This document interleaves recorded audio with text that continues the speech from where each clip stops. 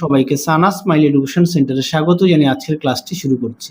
আজকে তোমাদের সাথে আলোচনা করব তোমরা যারা ষষ্ঠ শ্রেণীর তৃতীয় পর্যায়ক্রমিক মূল্যায়ন পরীক্ষা দেবে তোমাদের জন্য প্রশ্নবিচিত্রা থেকে ষষ্ঠ শ্রেণীর ভূগোল বিষয়ে মডেল নাম্বার 3 সমাধান করে দেখাবো। চলো দেরি না করে মূল বিষয়ে যাওয়া যাক। দেখো কি আছে, একে পৃথিবীর কক্ষতলের সঙ্গে যে কোণ করে থাকে তা হলো 66.5 ডিগ্রি, অপশন বি। পরবর্তী দেখো পৃথিবীকে সমান দুটি অংশে ভাগ করে, উত্তরটা লিখবে। আচ্ছা, এই প্রশ্নের উত্তরটা তোমরা একটু কমেন্ট বক্সে জানিও, অবশ্যই কমেন্ট বক্সে জানাবে। তিনে দেখো নিরক্ষরেখা পৃথিবীর আবর্তনের গতিবেগ ঘন্টায়, উত্তরটা লিখবে 830 কিমি, অপশন ডি। চারে দেখো উত্তরটা হবে অপশন সি, কোপার্নিকাস। পরবর্তী দেখো পাঁচের উষ্ণতার প্রসার বেশি রাজস্থানে, অপশন এ। পরবর্তী দেখো ছয় দাগের উত্তরটা হবে অপশন সি, 212 ডিগ্রি ফারেনহাইট। পরেরটা দেখো সাত দাগ শব্দের তীব্রতা পরিমাপ করা যন্ত্রের নাম, উত্তরটা লিখবে ডেসিবেল মিটার, অপশন ডি। তাজমহলের পাথরের ক্ষয়রোগের জন্য দায়ী, উত্তরটা লিখবে অ্যাসিড বৃষ্টি, অপশন ডি। পরবর্তী দেখো 9 দাগ আর্থ আওয়ার প্রথম পালিত হয়, উত্তরটা লিখবে অস্ট্রেলিয়া, অপশন বি। পরবর্তী দেখো যে নদীতে খাম্বাদ উপসাগর পড়েছে তা হলো নর্মদা, অপশন সি। পরবর্তী দেখো দক্ষিণ ভারতের দীর্ঘতম নদী হলো, উত্তরটা লিখবে গোদাবরী, অপশন বি। 12 দাগ দেখো কোন নদীর তীরে কানপুর শহরটি অবস্থিত, উত্তরটা লিখবে গঙ্গা, অপশন এ। পরে দেখো বানিহাল, জজিলা, নাথুলা এগুলি গিরিপথ, অপশন বি। পরটা দেখো কোন ফসলের চাষ কালো মাটিতে ভালো হয়, উত্তরটা লিখবে তুলো, অপশন বি। 15 দাগ দেখো উত্তরটা হবে প্রাকৃতিক মানচিত্র, অপশন এ। 16 দাগ দেখো সোনালী তন্তু বলা হয়, উত্তরটা লিখবে পাটকে, অপশন সি। পরবর্তী দেখো উত্তরটা হবে হিমাচল প্রদেশ, অপশন বি। পরবর্তী দেখো বন্যপ্রাণী সংরক্ষণ আইন চালু হয়, উত্তরটা লিখবে 1972 সালে, অপশন বি। পরবর্তী দেখো শূন্যস্থান পূরণ কি আছে, মালাবার উপকূলে উপহ্রদগুলিকে কয়াল বলে। 2 মানচিত্রে কৃষি জমি বোঝাতে হলুদ রং ব্যবহার করা হয়। 3 22 এপ্রিল বিশ্ব ধরিত্র দিবস পালন করা হয়। পরবর্তী দেখো কি আছে, বাম দিকের সঙ্গে ডান দিকের স্তম্ভ মেলাও, একটা হবে বি অর্থাৎ হাইগ্রোমিটার, 2 হবে বায়ুর চাপ, এটা হবে সি 14 ব্যারোমিটার, 3 হবে বায়ুর গতিবেগ, এটা হবে এ অ্যানিমোমিটার। পরবর্তী দেখো কি আছে, পরবর্তী হচ্ছে সত্য মিথ্যা, 1 হবে মিথ্যা, 2 হবে মিথ্যা, 3 হবে মিথ্যা। পরবর্তী দেখো 6 দাগের এক কথা উত্তর দাও, পৃথিবীর একটি ছোট মডেল বা প্রতিরূপকে কি বলে, উত্তর লিখবে গ্লোব। 2 দেখো অন্ধ্রপ্রদেশের প্রধান ভাষা কি, উত্তর লিখবে চেঞ্চু। 3 দেখো নিরক্ষরেখা বা সর্বনিম্ন অক্ষাংশের মান কত, উত্তরটা লিখবে 0 ডিগ্রি। 4 দেখো কি আছে, যে 4 দাগের প্রশ্নের উত্তরটা হবে গোধূলি। 5 কি আছে, 3 দিক জলভাগ দ্বারা বেষ্টিত স্থলভাগকে কি বলা হয়, উত্তরটা লিখবে উপদ্বীপ। পরবর্তী দেখো কি আছে 7 দাগের, যার প্রশ্নের মান হচ্ছে 2। দেখো প্রথমে হচ্ছে শব্দ দূষণের 2টি কারণ লেখো। দেখো শব্দ দূষণের কারণ এখানে বেশ কিছু দেওয়া আছে। প্রথমেই দেওয়া আছে প্রাকৃতিক কারণ। প্রাকৃতিক কারণের মধ্যে দেখো কোনগুলো পড়ছে, তারপরে দেখো মনুষ্য সৃষ্টি কারণের মধ্যে কোনগুলো পড়ছে। তোমরা এগুলো ভালো করে পড়বে এবং লিখবে। পরবর্তী দেখো কি আছে 2 দাগ, উপকূল অঞ্চলে দেখা যায় ভারতে এমন 4টি রাজ্যের নাম। দেখো প্রশ্নের উত্তরটি, এগুলো পড়ে নিয়ে লিখবে। পরবর্তী দেখো কি আছে 3 দাগ, সবুজ বিপ্লব কাকে বলে। দেখো প্রশ্নের উত্তর,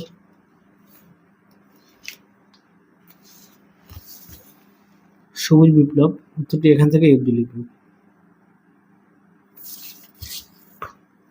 পরবর্তী দেখো আদিবাসী কারা। দেখো প্রশ্নের উত্তর, আদিবাসী এখান থেকে এফডি লিখবে।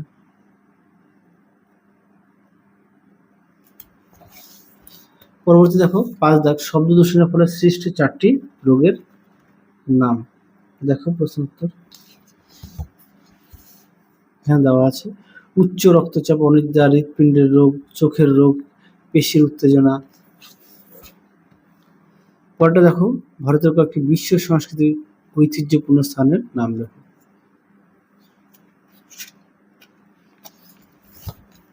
দেখো এখানে দেওয়া আছে,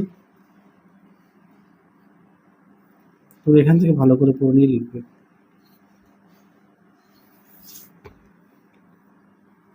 পরবর্তী দেখো 8 দাগ, যার প্রশ্নের মান হচ্ছে 3। একে আছে অক্ষরেখা ও জাঘ্রিমা রেখার পার্থক্য লেখো।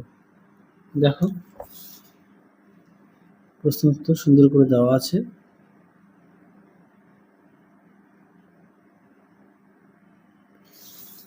পরবর্তী দেখো বিশ্ব উষ্ণায়ন কাকে বলে?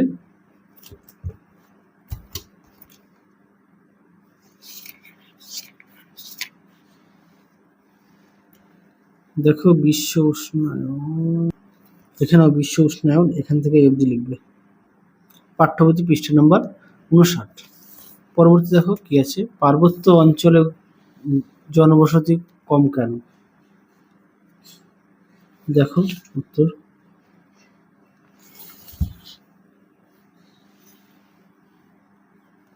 তোমরা উত্তরটা এখান থেকে এই পর্যন্ত লিখবে।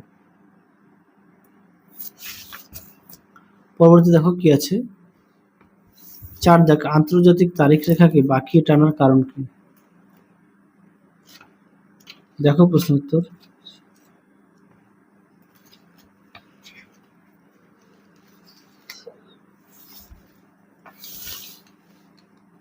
দেখো উত্তরটি।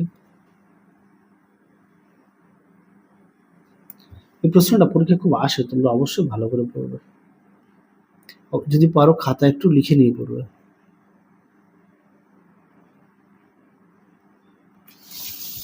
পরবর্তী দেখো কি আছে, তোমার ঘরের বায়ু দূষণ রোধের 3টি উপায় লেখো। এটা পাঠ্য বইতে পেয়ে যাবে 58 পেজ।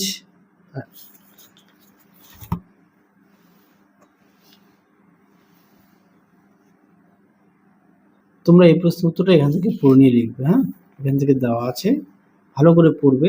পৃষ্ঠা নম্বরটা দেখে নাও। পরে দেখো গ্লোব ও মানচিত্রের তুলনামূলক আলোচনা করো। দেখো প্রশ্ন উত্তর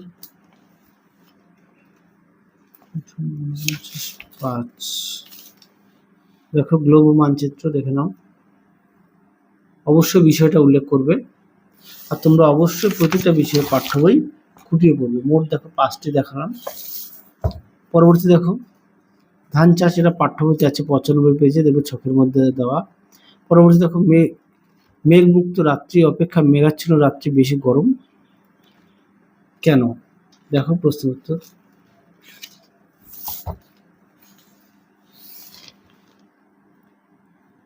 দেখো উত্তর,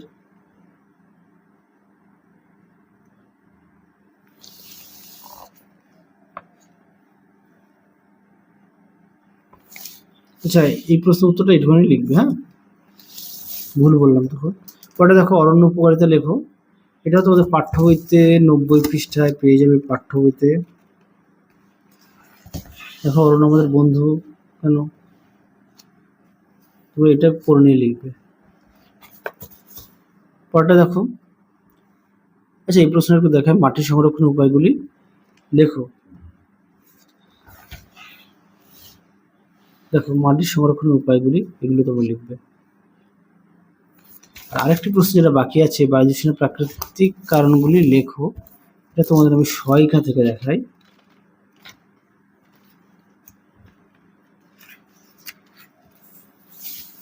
দেখো প্রাকৃতিক কারণ সুন্দর করে দেওয়া আছে, তোমরা অবশ্যই ভালো করে পড়বে। দেখো তাহলে চলো আজকের মতো এখানেই সমাপ্ত করছি, আবার দেখা হবে পরবর্তী ভিডিওতে। তোমরা সবাই সুস্থ থেকো, ভালো থেকো। আজকের মতো টাটা।